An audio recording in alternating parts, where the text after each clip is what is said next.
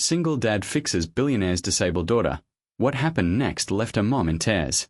If you believe in the power of compassion, in second chances, and in the miracles that happen when someone truly sees another person's worth, then you need to hear this story. Hit that like button and subscribe, because what you're about to witness will restore your faith in humanity. The moment that would change everything happened on a rainy Thursday afternoon in the pediatric therapy wing of St. Catherine's Hospital. Dr. James Mitchell, a 42-year-old physical therapist with calloused hands and kind eyes, looked down at the file in front of him and then up at the 12-year-old girl sitting in the wheelchair before him. Her name was Sofia Castellano, daughter of tech billionaire Vincent Castellano and his wife, renowned surgeon Dr. Elena Castellano. The file said she had been nonverbal and wheelchair-bound since a traumatic brain injury 3 years ago. The file said she had plateaued in her recovery. The file said there was nothing more that could be done. But James didn't see what the file said. He saw what everyone else had missed, a flicker of understanding in Sophia's eyes when he introduced himself, a tiny movement of her left hand when he asked if she could hear him, a girl who was trapped inside her own body, desperately trying to communicate with a world that had given up on her. "Hello, Sophia," James said softly, kneeling down so he was at her eye level. "I'm going to make you a promise right now. I don't care what anyone else says. I don't care what the reports say. I see you. And I'm not giving up on you." A single tear rolled down Sophia's cheek. That tear would lead to a journey that would transform not just Sophia's life, but the lives of everyone around her, including James's own 9-year-old son, Tyler, who was fighting his own battle with confidence after losing his mother. This is their story. This is how one man's refusal to accept defeat, combined with a father's love and a child's courage, created a miracle that medical science said was impossible. But to understand how we got here, we need to go back. We need to understand who James Mitchell was, what had brought him to this moment, and why he was uniquely positioned to see what others couldn't. James Mitchell had once been on top of the world. 15 years ago, he had been a rising star in sports medicine, working with Olympic athletes and professional sports teams. He had a beautiful wife, Rebecca, who was a pediatric nurse. They lived in a nice house in the suburbs, drove nice cars, and had a beautiful son named Tyler. Life was exactly what they had planned. Then, when Tyler was 6 years old, Rebecca was diagnosed with an aggressive form of breast cancer. James took a leave of absence from his high-profile job to care for her and Tyler. They fought the cancer together for 18 months, trying every treatment, never giving up hope. But cancer doesn't care about hope or love or the fact that a 6-year-old boy needs his mother. Rebecca died 2 weeks after Tyler's 7th birthday. The medical bills, even with insurance, were catastrophic. James had to sell their house, their cars, everything. He couldn't go back to his old job because the travel required would mean leaving Tyler with babysitters most of the time, and Tyler was struggling badly with the loss of his mother. The boy had nightmares, separation anxiety, and had become withdrawn and quiet, a shadow of the vibrant child he had been. James made a choice that everyone thought was crazy. He took a massive pay cut to work as a physical therapist at St. Catherine's Hospital, a non-profit facility that served primarily low-income families. The hours were reasonable, the commute was short, and it allowed him to be present for Tyler. Yes, they lived in a small apartment now instead of a house. Yes, they drove a 15-year-old sedan instead of new cars. Yes, James's colleagues from his old life looked at him with pity when they ran into him. But Tyler had his father. Every morning for breakfast, every night for dinner, every parent-teacher conference, every baseball game, every moment that mattered. James was there. And slowly, painfully, they rebuilt their lives together. James discovered something unexpected in his new role at St. Catherine's. Working with children who came from difficult circumstances, who often had parents struggling with poverty or language barriers or their own traumas, he found a deeper sense of purpose than he had ever felt working with elite athletes. These kids needed him. Not because they were trying to win gold medals or championships, but because they were trying to do basic things like walk or hold a spoon or play with other children. He also discovered he was good at it. Really good. His background in high-level sports medicine gave him knowledge that most pediatric therapists didn't have. But more than that, his experience as a single father, his own journey through grief and loss, gave him an empathy and patience that couldn't be taught in any textbook. James became known for taking on the difficult cases, the kids other therapists had given up on. He had an almost uncanny ability to connect with children who were nonverbal or had severe cognitive impairments. He would spend hours just sitting with them, observing, trying to understand their unique ways of communicating. He celebrated every tiny victory like it was an Olympic gold medal. Tyler, now 9 years old, would sometimes come to the hospital after school to do his homework in James's office. The boy had grown into a thoughtful, somewhat shy child who loved reading and drawing. He was still dealing with the loss of his mother, still sometimes had bad dreams, but he was slowly finding his way.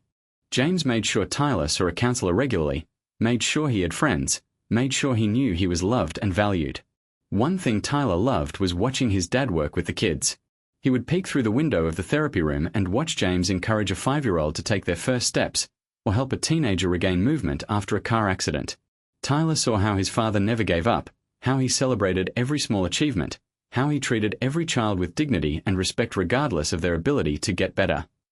"Dad," Tyler asked one evening over dinner in their small apartment, "why do you work so hard with the kids who can't get better? I heard Mrs. Henderson say that some of them will never walk or talk normally." James put down his fork and looked at his son seriously.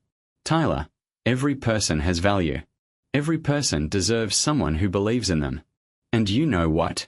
Sometimes the doctors and therapists are wrong. Sometimes people surprise us. But even if they don't, even if a child never walks or talks the way Mrs.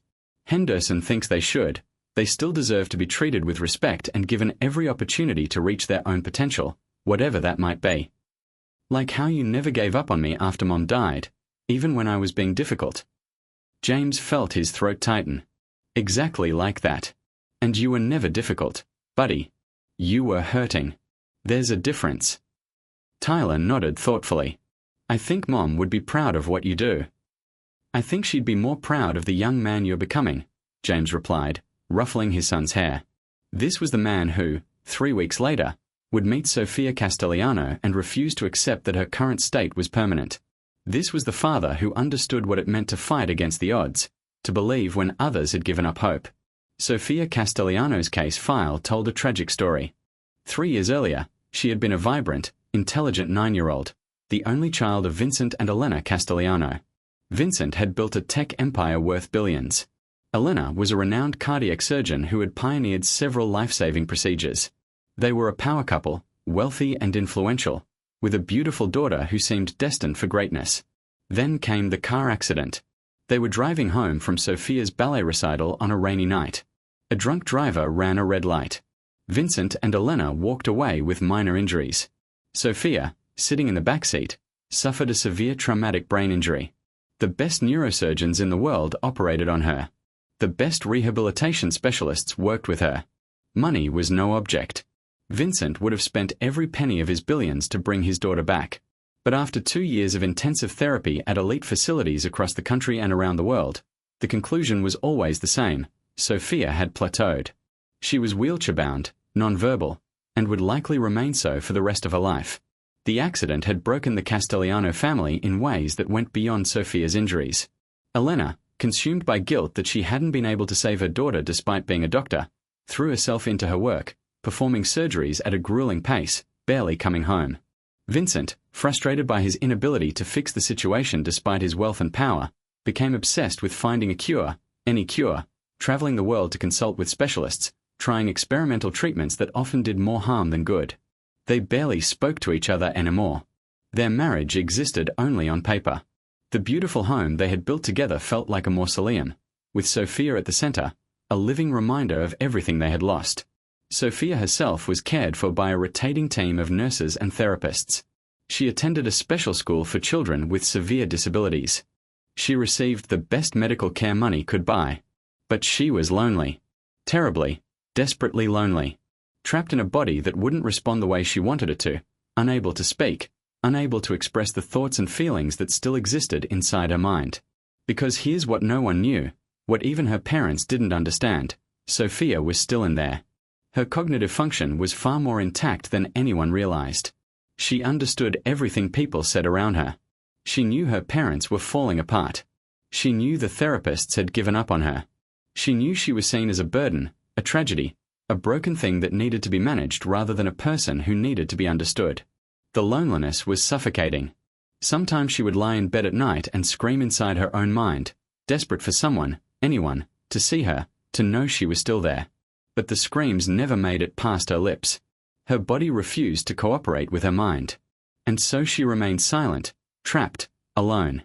When the decision was made to transfer Sophia to SD, Catherine's hospital for ongoing physical therapy, it was purely financial. Even billionaires have accountants who point out wasteful spending, and the elite facility where Sophia had been receiving care cost a fortune and wasn't producing results. St. Catherine's had a good reputation despite serving mainly low-income patients, and the therapy would be just as ineffective there as it had been at the fancy facility, but for a fraction of the cost. Elena objected initially, but she was so consumed by her own work that she didn't have the energy to fight it.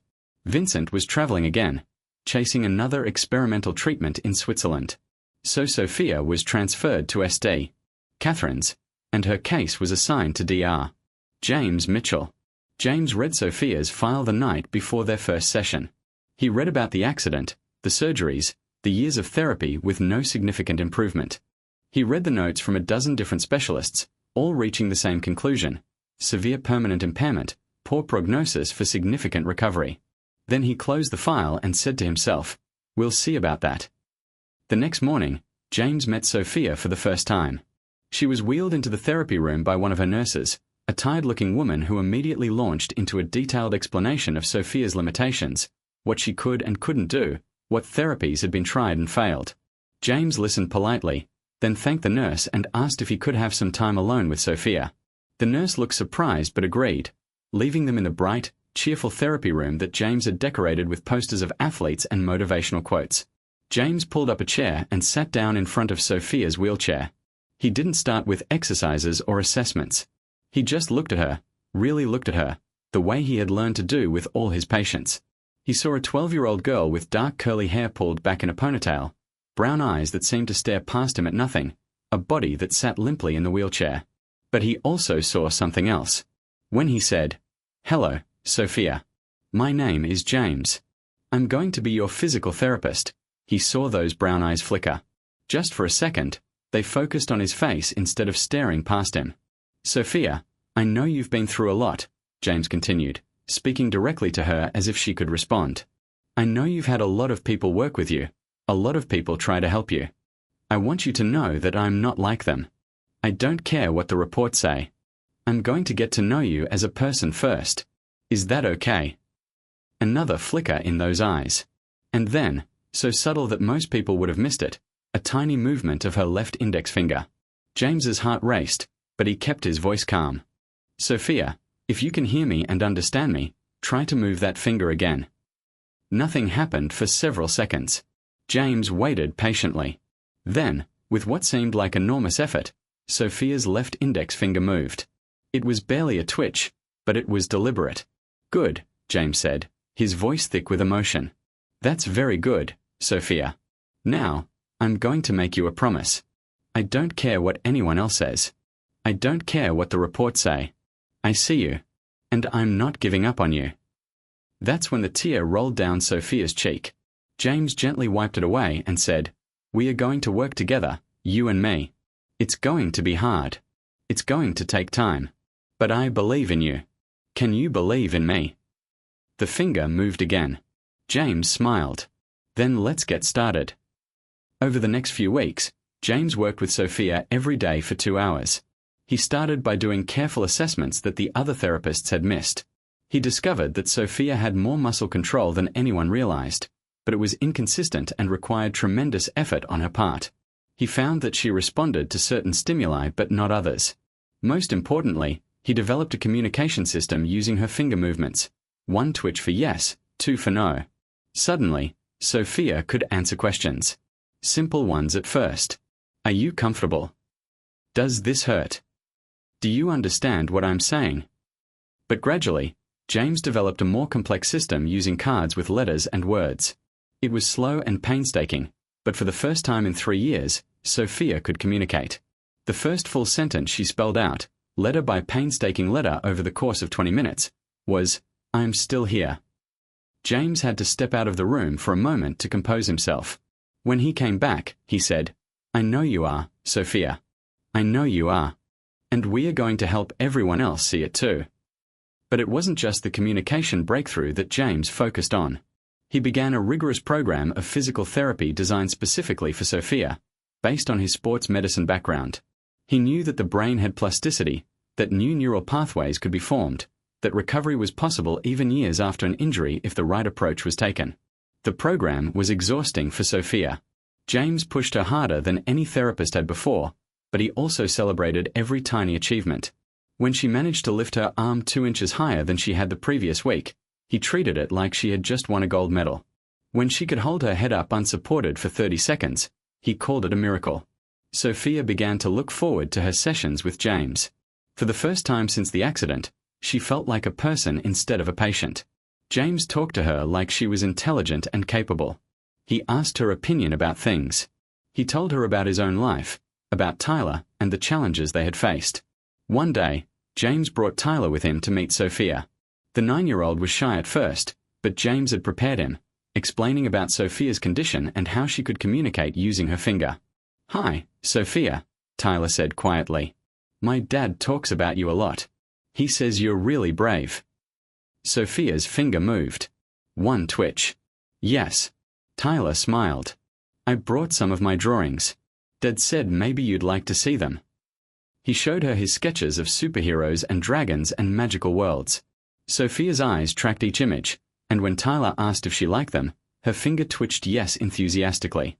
"Would it be okay if I came back and showed you more sometime?" Tyler asked. "Yes." "Cool," Tyler said, grinning. From that day on, Tyler often accompanied his father to Sophia's sessions. He would sit nearby doing his homework or drawing, occasionally showing Sophia his work or reading to her from his favorite books. A friendship developed between the children that touched James deeply. Tyler, who had been so withdrawn since his mother's death, was opening up. And Sophia, who had been so isolated, had found a friend who saw her as a person, not a tragedy. But not everyone was impressed with James's work. Sophia's primary nurse, the one who had been with the family since the accident, was skeptical. She had seen too many therapists make big promises and fail. She reported to Elena and Vincent that the new therapist at SD, Catherine's, was trying unconventional methods, but that there was no significant improvement in Sophia's condition. This was technically true. After 2 months of working with James, Sophia was still in a wheelchair. She still couldn't speak. To a casual observer, she looked exactly the same as she had before. But those who paid close attention would have noticed that she held her head up more often, that her eyes tracked people and objects with more focus, that her left hand had more deliberate movement. James documented everything meticulously. He recorded video of each session, tracking every small improvement. He created detailed reports showing the progress in muscle control, response time, and communication ability. He knew that eventually, he would need to prove to Sophia's parents that real progress was being made. The opportunity came sooner than he expected. For months into Sophia's therapy with James, Elena Castellano decided to observe a session. She had been meaning to visit SD. Catherine's ever since Sophia had been transferred there, but her schedule was brutal, her emotional state fragile, and part of her couldn't bear to see her daughter in that place, being treated by therapists who weren't the best money could buy. But something made her cancel her surgeries one Thursday afternoon and drive to SD, Catherine's hospital. Maybe it was guilt. Maybe it was the fact that it had been 3 weeks since she'd actually seen Sophia in person, relying on the nurses' reports instead. Maybe it was some maternal instinct that something was different, something was changing. Elena arrived at the therapy room unannounced. She stood outside the observation window, watching through the one-way glass. Inside, she saw her daughter in her wheelchair, and James kneeling beside her. She couldn't hear what they were saying, but she could see James holding up cards with letters on them, and she could see. Wait. Was Sophia's hand moving deliberately? Elena pressed closer to the window. Yes, Sophia was clearly pointing at letters on the cards James held up. It was slow, painstaking work, but it was intentional. This wasn't random muscle spasms or reflexes. This was communication. Elena's medical training kicked in. She observed carefully, clinically, looking for any sign that James was guiding Sophia's hand or influencing her movements. But no, this was all Sophia. After several minutes, James wrote something on a whiteboard and showed it to Sophia with a huge smile. The whiteboard read, "I love chocolate ice cream."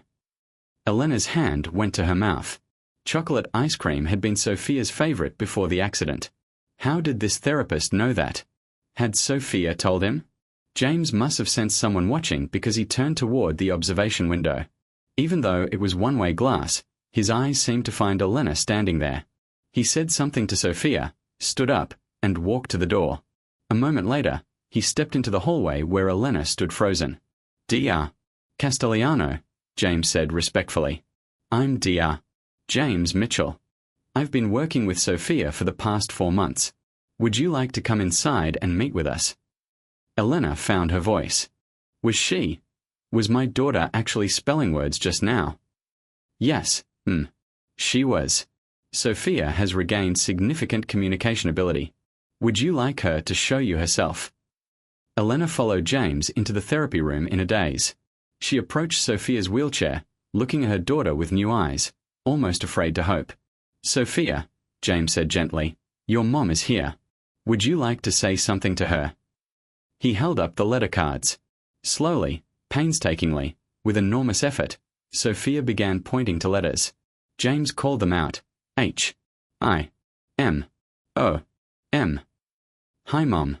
Elena collapsed to her knees beside the wheelchair, tears streaming down her face. Baby. Sophia, can you really understand me?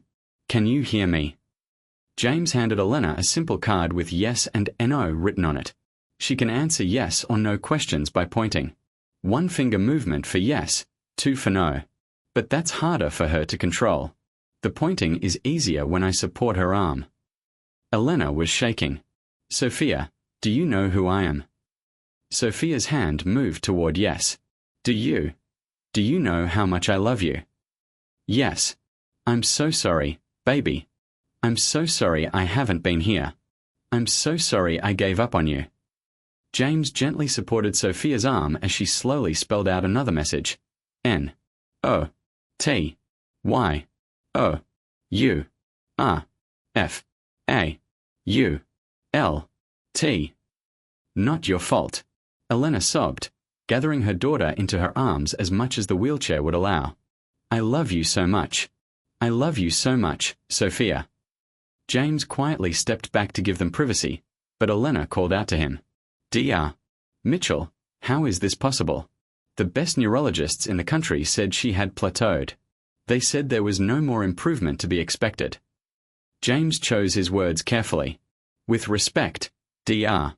Castellano, they were wrong. They measured Sophia against standardized metrics without taking the time to really see her as an individual. Your daughter's cognitive function has been much more intact than anyone realized.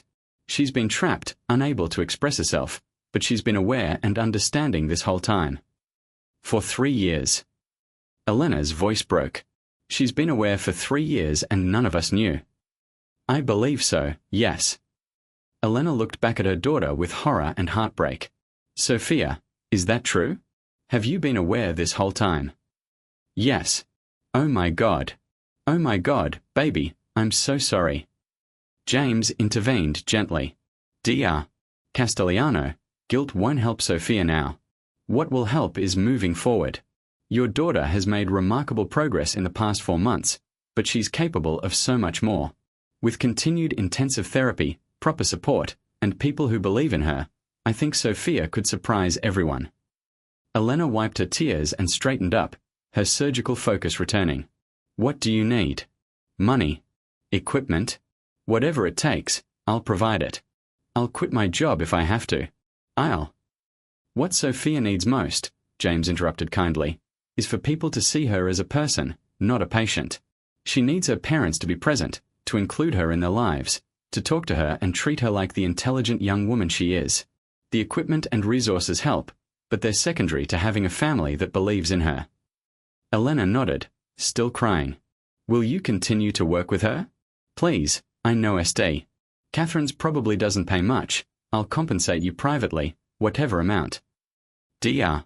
Castellano, I don't want your money. I want to continue helping Sophia because I believe in her potential and because she's my patient. That's enough. Elena studied this man in his simple polo shirt and khakis, so different from the elite specialists in their designer clothes who had charged thousands of dollars for sessions that produced no results. Who are you? She asked wonderingly. I'm just a physical therapist and a single dad trying to make a difference, James replied with a slight smile. That evening, Elena cancelled her surgeries for the next 2 weeks. She called Vincent, who was in Singapore chasing another experimental treatment. "Come home," she told him. "Come home right now. Sophia is communicating. Our daughter is still in there, Vincent. We've been wrong. Everyone's been wrong." Vincent was on the next plane home. The reunion between Vincent, Elena, and Sophia was emotional and heartbreaking and beautiful all at once. Vincent, this powerful billionaire who was used to controlling everything, wept openly as his daughter spelled out "I love you, Dad," letter by letter. He apologized over and over for not seeing her, for chasing treatments around the world instead of just being present with her. Elena confessed her guilt about the accident, about not being able to save Sophia despite being a doctor. Sophia spelled out what would become the turning point for the whole family. "You are not God. Accidents happen. I forgive you." That night, Vincent and Elena talked for the first time in years. Really talked. They acknowledged how the accident had driven them apart, how they had dealt with their grief and guilt by running away from each other and from Sophia. They made a pact. Things would change. They would be a family again. The next day, Vincent and Elena met with James to discuss Sophia's treatment plan. Vincent wanted to bring in a team of specialists, the best in the world, to accelerate Sophia's recovery. James listened patiently, then said something that surprised them both. "Mr. Castellano, with respect, throwing money and specialists at this situation isn't going to help. Sophia doesn't need a dozen therapists. She needs consistency, patience, and someone who understands her unique needs. I've developed a relationship with her. I understand how she communicates, how she responds to different stimuli. Bringing in new people will set her back, not move her forward." Vincent bristled. He wasn't used to being told no. "Are you saying you're the only person who can help my daughter?" "I'm saying I'm the person who has been helping your daughter, and changing course now would be counterproductive. If you want Sophia to have the best chance at continued recovery, you'll let me continue working with her, and you'll support that work by being present, engaged parents." Elena put her hand on Vincent's arm before he could explode. "He's right," she said quietly. "Look at what James has accomplished in 4 months. 4 months, Vincent. More than all those expensive specialists achieved in 3 years. Maybe we need to trust his judgment." Vincent took a deep breath, forcing himself to calm down. "Fine. But I want regular reports. I want to understand exactly what you're doing and why. And if at any point I think another approach would be better, I reserve the right to bring in additional consultation." "Fair enough," James agreed. "But any consultants need to be cleared through me first. Sophia's trust and comfort matter. I won't have her subjected to painful or traumatic treatments just because someone has an MD from an Ivy League school." Vincent started to argue, then stopped. This man had accomplished what no one else had. Maybe he deserved some trust. Agreed. Over the next 6 months, Sophia's recovery accelerated in ways that amazed everyone. With her parents now actively involved in her therapy, talking to her, including her in family decisions, reading to her, Sophia blossomed. The motivation to communicate with her parents, to show them she was really there, pushed her to work harder than ever. James intensified her physical therapy program. He brought in specialized equipment, some of which Vincent's money did help acquire. But more importantly, he created a comprehensive program that addressed not just Sophia's physical limitations but her emotional and social needs as well. Tyler continued to visit regularly. He and Sophia had developed their own form of communication. Tyler would bring his homework and work on it while telling Sophia about his day, his friends, his worries. Sophia would respond using her letter cards or yes or no signals. Tyler treated her exactly like he would treat any other friend, which was exactly what Sophia needed. One day, Tyler showed up with a portable chessboard. "I've been learning chess at school," he told Sophia. "I thought maybe you'd want to learn too. You could point to which piece you want to move, and I could move it for you. Would that be fun?" Yes. They started playing chess together. Sophia, it turned out, had a brilliant strategic mind. Within weeks, she was beating Tyler regularly. James encouraged it, seeing how the mental stimulation was as important as the physical therapy. 7 months into James's work with Sophia, something remarkable happened. During a session, James was working with Sophia on core strength, supporting her torso while encouraging her to engage her abdominal muscles. He felt her trembling with effort. "You're doing great," Sophia. Just hold it for 5 more seconds. 5, 4, 3. And then Sophia made a sound. It was small, barely audible, somewhere between a grunt and a moan. But it was the first intentional vocalization she had made since the accident. James froze. Sophia. Did you just make a sound? Yes. Can you try again? Sophia's face contorted with effort. Her mouth opened. And out came another small sound. Ah. James felt tears welling up. That's amazing. That's incredible. Sophia, do you realize what this means? Your vocal cords work. We can work on this. We can help you speak again. Over the next few months, James brought in a speech therapist colleague, Sarah Chen, who specialized in helping nonverbal patients regain speech. Together, they worked with Sophia on breathing exercises, vocal cord strengthening, and articulation. It was brutally hard work. Every sound required enormous effort from Sophia. But she was motivated now in a way she hadn't been before. She wanted to talk to her parents. She wanted to talk to Tyler. She wanted to say all the things she had been storing up inside for 3 years. The first word she spoke, 9 months into therapy with James, was Dad. It was slurred and barely recognizable, but Vincent, who was present for the session, knew what it was. He broke down completely, holding his daughter's hand while she trembled with the effort of forming that one syllable. Mom came 2 weeks later. Then yes and no, giving her easier ways to communicate than the finger movements and pointing. Then, slowly, more words. Her speech was halting, slurred, required enormous effort. But it was speech. Real, vocalized communication. Elena, true to her word, had cut back her surgical schedule drastically. She was present for several therapy sessions each week. She watched in wonder as James coaxed abilities out of her daughter that no one had thought possible. She saw the bond between James and Sophia, the trust, the way Sophia worked harder for him than she had for anyone else. One day, after a particularly intense session, Elena pulled James aside. I need to understand something, she said. Why you? What makes you different from all the other therapists? You don't have the most prestigious credentials. You're not from an elite institution. You work at a non-profit hospital. So why are you the one who could help her when all the best therapists in the world couldn't? James thought for a moment before answering. I think it's because I've been broken too, Dr. Castellano. I've lost someone I loved. I've struggled to put my life back together. I've had to parent a child through grief and trauma. I understand what it means to be underestimated, to have people write you off, to have to fight for every small victory. Sophia and I, we recognize something in each other. We are both fighters. We both refuse to accept defeat. Elena nodded slowly. Tyler, your son, he lost his mother, didn't he? I saw it in the file. Yes. Cancer, 2 years ago. I'm sorry. That must have been incredibly difficult. It was the hardest thing I've ever been through, but it taught me things that made me a better therapist, a better father, and hopefully a better person.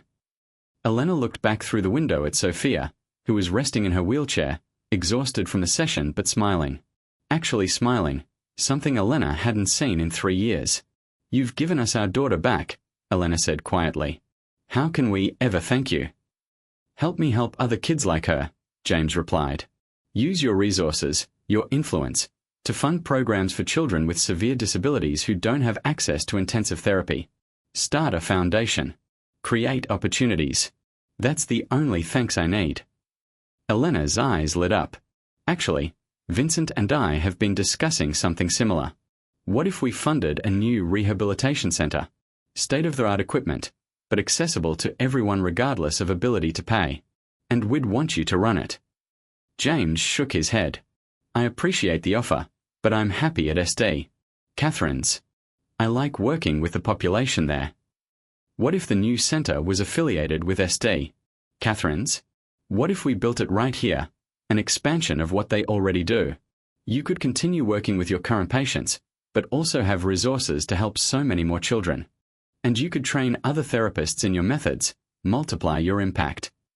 James considered this. I'd need to maintain clinical control.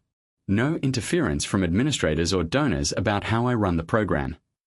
Done. And I'd need a commitment to serve low-income families, not just wealthy clients who can afford to pay. That's exactly what we want. Sophia received the most expensive therapy in the world and it didn't help. Then she came here, to this non-profit hospital, and met a therapist who charged a fraction of what the elite places charged, and he gave us our daughter back. We understand now that quality of care isn't about money. It's about compassion, dedication, and actually seeing patients as people. Vincent joined the conversation, having overheard the tail end. James, we are prepared to donate $50 million to build and endow this center. We are calling it the Sofia Castellano Center for Rehabilitation. It will provide intensive therapy to children with severe disabilities regardless of their family's ability to pay. And we want you as the director. James was stunned. $50 million. To start, Vincent said. More if needed. Money isn't an object. Getting kids the help they need, that's what matters. You've shown us that miracles are possible when someone truly believes. We want to make those miracles accessible to everyone. James looked at both of them, these powerful, wealthy people who had been so lost in their grief and guilt that they had almost missed their daughter's recovery. Under one condition, he said. Name it, Vincent replied. Tyler and I, we are a package deal. He comes with me to the new center sometimes. He does his homework there, he interacts with the kids. He's part of this. Elena smiled. Tyler has been wonderful for Sophia. Of course he's welcome. Besides, I think the kids benefit from having peer interaction, not just adult therapists. And so the Sofia Castellano Center for Rehabilitation was born. It took 18 months to build, a state-of-the-art facility connected to SD, Catherine's hospital. During that time, Sophia continued to make remarkable progress. She regained the ability to speak in full sentences, though her speech remained slow and required concentration. She regained significant muscle control and began working on standing and taking steps with support. On Sophia's 14th birthday, 15 months into her therapy with James, she took her first unassisted steps in over 3 years. It was only 3 steps before her legs gave out and James caught her, but they were real, deliberate steps. The video of that moment, with Sophia's parents crying in joy and Sophia grinning with pride, went viral when Elena shared it online with Sophia's permission, inspiring millions of people around the world. Tyler, now 11 years old, had grown tremendously through his friendship with Sophia. He was more confident, more outgoing, more empathetic. He had found purpose in helping others, just like his father. He often spoke about wanting to be a therapist when he grew up, to help kids the way his dad did. The day the Sofia Castellano Center officially opened, there was a big ceremony with press coverage, wealthy donors, and local politicians. But the moment that mattered most came when Sophia, wearing leg braces and using a walker but standing upright on her own 2 feet, walked slowly to the podium to give a speech. Her words were slow and carefully enunciated, each syllable requiring focus. But they were her words, spoken in her own voice. 3 years ago, I was in an accident. Everyone thought I was gone. Even I sometimes thought I was gone. I was trapped in my body, unable to tell anyone I was still there. It was the loneliest, scariest time of my life. She paused to take a breath, and the audience waited patiently. Then I met Dr. James Mitchell. He was the first person who saw me. Really saw me. Not a broken patient, but a person who needed help. He never gave up on me, even when I wanted to give up on myself. He pushed me, he believed in me, and he showed my parents that I was still their daughter, still worth fighting for. Sophia's eyes found James in the crowd. He was standing with Tyler, both of them beaming with pride. This center is named after me, but it's really a tribute to Dr. James. It's proof that when someone truly believes in you, miracles can happen. Every child who comes here, every family who finds hope here, that's because of Dr. James and people like him who refuse to give up. She paused again, gathering strength for the last part. To every kid out there who feels broken or lost or like no one sees them, you matter. You are worth fighting for. Don't give up. And if you're lucky enough to find someone like Dr. James, someone who believes in you, hold on to them. Let them help you. Because miracles are real. I'm standing here as proof. The applause was thunderous. Elena and Vincent were crying openly. James had tears streaming down his face. Tyler was grinning from ear to ear. After the ceremony, there was a private moment in one of the new therapy rooms. Just Sophia, James, Tyler, Elena, and Vincent. Sophia was sitting in her wheelchair, tired from the standing and speaking, but happy. "James," Elena said, her voice thick with emotion, "I have something I need to say. Something I've been trying to find the words for." She knelt down in front of Sophia's wheelchair and took her daughter's hand. Then she looked up at James. 2 years ago, I was the most miserable person alive. I had lost my daughter, or so I thought. I had lost my marriage. I had lost myself. I went through the motions of life, but I wasn't really living. I was just existing in my grief and guilt. Elena's voice broke. Then you came into our lives. You didn't just give us our daughter back. You gave us our family back. You gave us hope back. You showed us that love and patience and refusing to give up actually matters. That sometimes the answer isn't the fanciest treatment or the most expensive specialist. Sometimes the answer is just someone who truly cares. She stood up and walked to James, looking him directly in the eyes. You saved my daughter. But more than that, you saved me. You saved all of us. How do we ever repay that? James smiled gently. You already have. You've taken everything we've learned with Sophia and created something that will help hundreds, maybe thousands of other kids. You've turned your pain into purpose. That's the greatest thanks possible. Vincent stepped forward. James, I was wrong about a lot of things. I thought money could solve anything. I thought the best meant the most expensive, the most prestigious. You taught me that the best is someone who actually cares, who sees people as humans, not cases, who never gives up even when everything seems hopeless. He extended his hand. Thank you for being that person. Thank you for saving my little girl. James shook his hand firmly. Sophia saved herself. I just helped her find the way. Sophia, using her walker, stood up slowly. Everyone moved to help her, but she waved them off. With painstaking effort, she walked 3 steps to James and wrapped her arms around him in a hug. Thank you, she said clearly, for seeing me. James hugged her back, this brave young woman who had fought so hard to reclaim her life. Thank you for trusting me. Thank you for working so hard. I'm so proud of you, Sophia. Tyler, not wanting to be left out, joined the hug. Then Elena and Vincent joined too, until it was a big group hug, this unusual family brought together by tragedy and healed through compassion. The Sofia Castellano Center became a model for rehabilitation centers around the world. James's methods were studied and taught, his patient-centered approach becoming the gold standard. Hundreds of children who had been written off by other specialists found hope and healing at the center. But James never forgot his roots at SD. Catherine's. He split his time between the new center and the hospital where it had all started, continuing to work with low-income families who needed his help. Vincent and Elena's funding meant that no child was ever turned away for inability to pay. Sophia continued her recovery. By age 16, she was walking independently without aids, though she tired easily and had a slight limp. Her speech was nearly normal. She was mainstreamed into a regular school, where she thrived academically and made friends. She became an advocate for people with disabilities, sharing her story to inspire others and to push for better access to quality rehabilitation services. Tyler and Sophia remained close friends. As they grew older, Tyler became interested in physical therapy like his father, while Sophia leaned toward neuroscience, wanting to understand the brain injuries she had overcome. They often spoke about working together someday, combining their knowledge to help even more people. One evening, 5 years after Sophia had first started therapy with James, the whole group gathered for dinner at the Castellano home. It had become a monthly tradition, these dinners where the two families came together. James and Elena had become friends, bonding over their shared medical backgrounds and their children. Vincent and James had developed a deep respect for each other, though they would never be truly alike. As they sat around the table, sharing a meal and stories and laughter, Tyler said something that made everyone pause. "You know what's weird?" he said. "If my mom hadn't died, if we hadn't gone through all that hard stuff, Dad would never have been working at SD. Catherine's. And if Dad wasn't at SD, Catherine's, he never would have met Sophia. So in a way, something beautiful came from something terrible." There was a moment of silence as everyone absorbed this. Then James spoke. "Tyler, that's very insightful. You're right.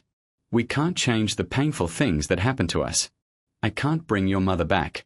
Sophia's parents can't undo her accident. But we can choose what we do with that pain.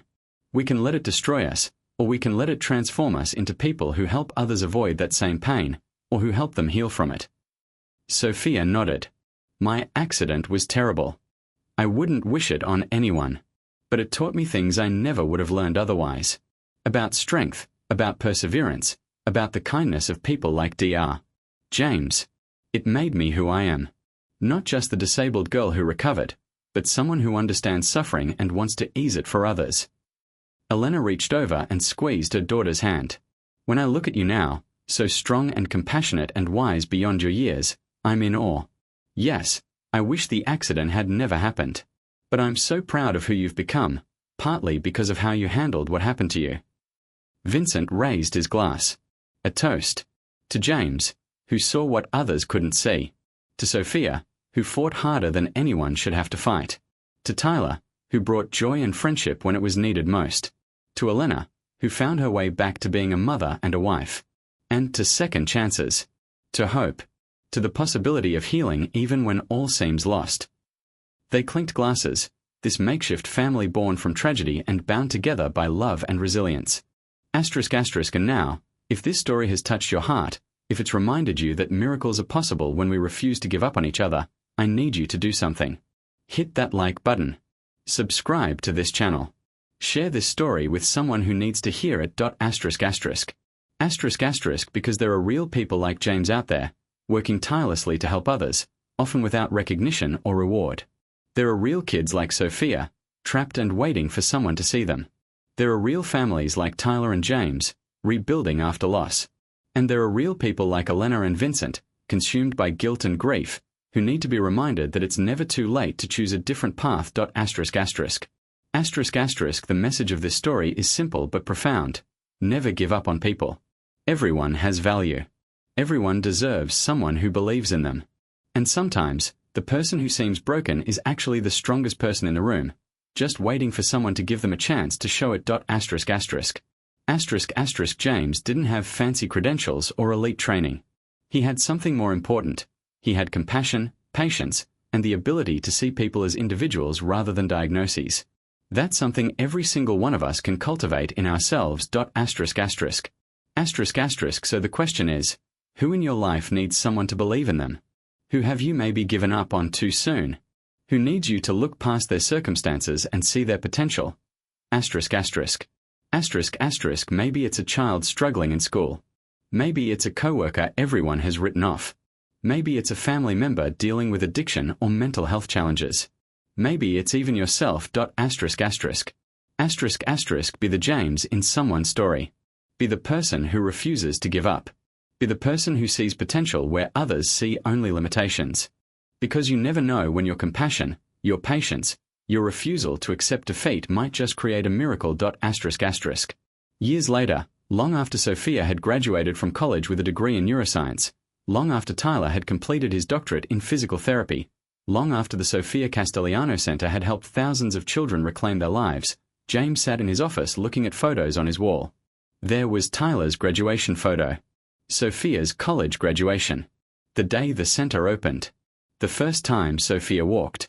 Dozens of photos of other children he had helped over the years, each one a story of perseverance and hope. His phone rang. It was Sophia, now a researcher at a major university working on traumatic brain injury recovery. Hey, Dr. James, she said. Her speech was completely normal now, the impediment long since overcome. I have some exciting news. We got the grant. The big one. We are going to be able to run the clinical trial on the new therapy protocol. That's wonderful, Sophia. Your mother must be thrilled. She is. But I wanted you to know first. None of this would have been possible without you. The protocol I'm testing, it's based on everything I learned from my own recovery. Everything you taught me. James felt his throat tighten with emotion. Sophia, you did this. You took your experience and turned it into something that will help others. I just helped you find your way. You always say that. But it's not true. You didn't just help me find my way. You showed me that the way existed at all. Before you, everyone had given up. Even I had almost given up.